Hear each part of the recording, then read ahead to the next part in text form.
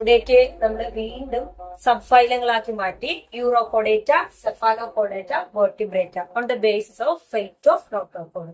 പിന്നെയോ ഇനി ഈ വെർട്ടിബ്രേറ്റയെ വീണ്ടും നമ്മൾ രണ്ടായിട്ടാണ് ഡിവൈഡ് ചെയ്തിരിക്കുന്നത്. എങ്ങനെയാണ്? ജോ എന്ന് പറയുന്ന സ്ട്രക്ചർ നമുക്ക് അപ്പർ ആൻഡ് ലോവർ ജോ ആയിട്ടാണ് ഘടന അല്ലെ മൗത്തിന്റെ. ഇങ്ങനെയുള്ള ഘടനയുള്ള ജീവികളെ നമ്മൾ ബയേഴ്സ് ജോ എന്നുള്ള മീനിങ്ങുള്ള ഗ്നാത്തോസ്റ്റൊമാറ്റയിലാണ് ഉൾപ്പെടുത്തിയിരിക്കുന്നത്. എന്നാൽ പ്രിമിറ്റീവ് ആയിട്ടുള്ള ജീവികളെ ഈ ഒരു സ്ട്രക്ചർ ആബ്സെന്റ് ആയിരുന്നു. അത്തരത്തിലുള്ളവരെ agnatha, a means absent, gnathostomata means bears jaw, agnatha absence of jaw അല്ലെങ്കിൽ ലാക്സ് ജോ. അതിന് എക്സാമ്പിൾ ആണ് സൈക്ലോസ്റ്റൊമാറ്റ എന്ന് പറയുന്ന വിഭാഗം.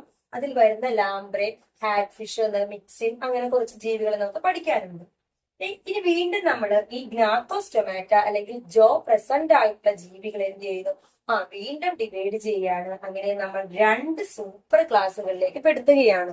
ആ രണ്ട് സൂപ്പർ ക്ലാസ്സുകൾ എന്ന് പറഞ്ഞാൽ ഇവയുടെ അപ്പൻഡേജസുകള് എങ്ങനെയായിട്ട് മാറും? നമുക്കറിയാം, നമുക്ക് രണ്ട് കാല്, കയ്യ് ആയിട്ടാണ് കാണപ്പെടുന്നത് അല്ലെ. എന്നാൽ ആനിമൽസിലോ 4 കാലികളായിട്ടാണുള്ളത്. അപ്പൊ ലിംസ് സ്ട്രക്ചർ ആയിട്ടുള്ള ജീവികളാണ് ഒന്ന് ബെയർ ലിംസ് ഉള്ളവരെ ടെട്രാപോഡ എന്ന് പറയുന്നത്. എന്നാൽ നമ്മളെ പോലെ ലിംസുകൾ അല്ലാതെ ഫിൻസുകളായിട്ട് കാണപ്പെടുന്ന ജീവികളുണ്ട്. അപ്പൊ ഫിൻസ് പ്രസന്റ് ആയിട്ടുള്ളത് അക്വാട്ടിക് ആയിട്ടുള്ള മത്സ്യങ്ങൾ വരുന്ന വിഭാഗങ്ങളാണ്.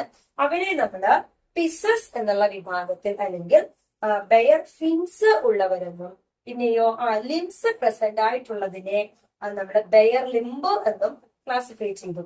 ഇതിൽ തന്നെ നമുക്ക് ടെട്രാപോഡ എന്നാണ് വിളിക്കുന്നത്. 4 കാലുകളായിട്ടാണ് അല്ലെ. ഈ 4 കാല് എന്ന് പറയുന്നത് പിന്നീട് അവയുടെ ഫങ്ഷൻസ് അനുസരിച്ച് പല രീതിയിലായി മാറുന്നു. അതിൽ തന്നെ വരുന്ന ഡിവിഷൻസുകളാണ്. ഈ ടെട്രാപോഡയെ വീണ്ടും നമ്മൾ എന്ത് ചെയ്യുന്നു? ക്ലാസ്സുകളാക്കി മാറ്റുന്നുണ്ട്. സൂപ്പർ ക്ലാസ് ടെട്രാപോഡയെ ആംഫീബിയൻ, റെപ്റ്റൈൽസ്, ഏവ്സ്, മാമൽസുകൾ എന്നായിട്ട് ഡിവൈഡ് ചെയ്യുന്നു. മാമൽസുകൾ നമ്മൾ പറഞ്ഞു, ഇപ്പൊ നമ്മൾ ഉൾപ്പെടെയുള്ള ജീവികൾ 2 കാലുകളാണ്. എന്നാൽ മറ്റു ജീവികളിലോ ഇത് 4 കാല് തന്നെയാണ്.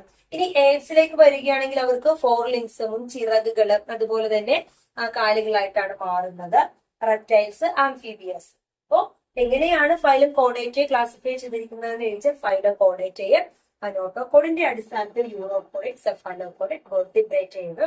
വെർട്ടിബ്രേറ്റയെ തന്നെ ജോ ഉണ്ടോ ഇല്ലയോ എന്നുള്ള അടിസ്ഥാനത്തിൽ എഗ്നാത്ത എന്ന് പറയുന്നത് ഗ്നാത്തോസ്റ്റൊമാറ്റ എന്നുള്ള ജോ പ്രസന്റ് ആയിട്ടുള്ളത്. എഗ്നാത്ത എന്ന് പറയുന്ന ജോ ആബ്സെന്റ്, ഗ്നാത്തോസ്റ്റൊമാറ്റ ജോ പ്രസന്റ് ആയിട്ടുള്ളത്. എഗ്നാത്തയിൽ വരുന്നതാണ് സൈക്ലോസ്റ്റൊമാറ്റ വിഭാഗങ്ങള്. ഇവര് ലാംബ്രെ, ഹാഗ് ഫിഷ്, മിക്സിൻ എന്നൊക്കെ പറയുന്ന ജീവികള്. ഇനി ഗ്നാത്തോസ്റ്റൊമാറ്റയിൽ തന്നെ വരുന്നതാണ് സൂപ്പർ ക്ലാസ്സുകളായിട്ട് നമ്മൾ വീണ്ടും ഡിവൈഡ് ചെയ്ത് ജോ പ്രസന്റ് ആയിട്ടുള്ളവരെ ഫിൻസ് പ്രസന്റ് ആയിട്ടുള്ള മത്സ്യങ്ങള് പിസസ് എന്നും, ലിംസ് അല്ലെങ്കിൽ കാലുകൾ കൈകാലുകളായിട്ട് മാറുന്ന ലിംസ് ആയിട്ട് മാറുന്നവരെ നമ്മള് ടെട്രാപോഡ എന്ന വിഭാഗത്തിലും പെടുത്തി. ടെട്രാപോഡയെ വീണ്ടും നമ്മൾ ആംഫീബിയ, റെപ്റ്റൈൽസ്, ഏവ്സ്, മാമൽസ് എന്നിങ്ങനെ ക്ലാസിഫൈ ചെയ്തിരിക്കുന്നു. അപ്പൊ ഈ ഒരു ഫിഗർ ടെക്സ്റ്റ് ബുക്കിൽ ഉള്ളതാണ്. തന്നെ പരീക്ഷയ്ക്ക് ചോദിച്ചിട്ട് ഇൻകംപ്ലീറ്റ് ആയിട്ട് തന്നിട്ട് കംപ്ലീറ്റ് ചെയ്യാനായിട്ട് ചോദിച്ചിട്ടുണ്ട്. അപ്പൊ നന്നായിട്ട് പഠിക്കുക ക്ലാസിഫിക്കേഷൻ. ഇനി ഈ ഓരോ ക്ലാസ്സുകൾ നമുക്ക് ഡീറ്റെയിൽ ആയിട്ട് നോക്കാനുണ്ട്. Okay, thank you.